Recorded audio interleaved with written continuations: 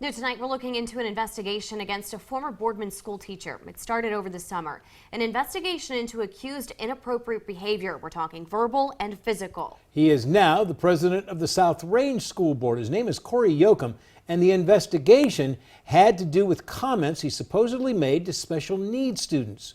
First News reporter Jacob Thompson joins us live in the studio with that story.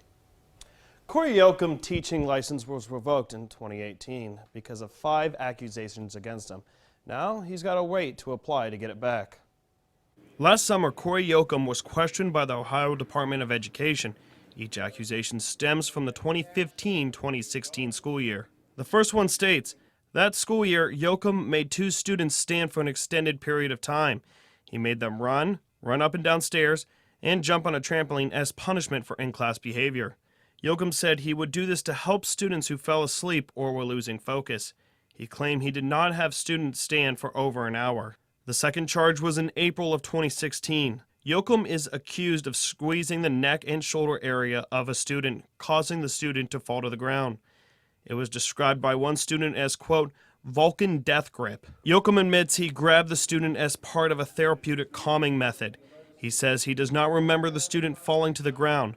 One person involved in questioning was familiar with the technique. He said, quote, if done correctly, a student might be so relaxed they would want to sit down. The third count says Yoakum poured water on a student when the student fell asleep in class. A colleague said that sprinkling water is a better technique than touching the student that fell asleep.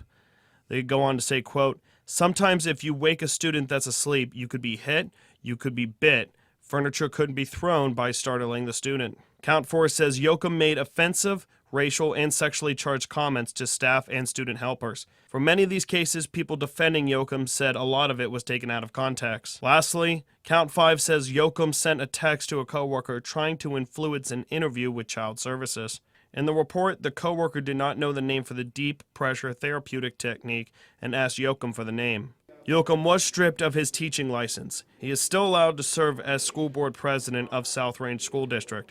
He also holds a job with Sharon City Schools as the director of school safety and violence prevention, a position that we're told is grant funded, and Yoakum has no interaction with students. Now, Corey Yoakum has to wait 6 months to reapply for a teaching license. He tells me as of now he plans to do so. Live in the studio, Jacob Thompson, WKBN 27 First News.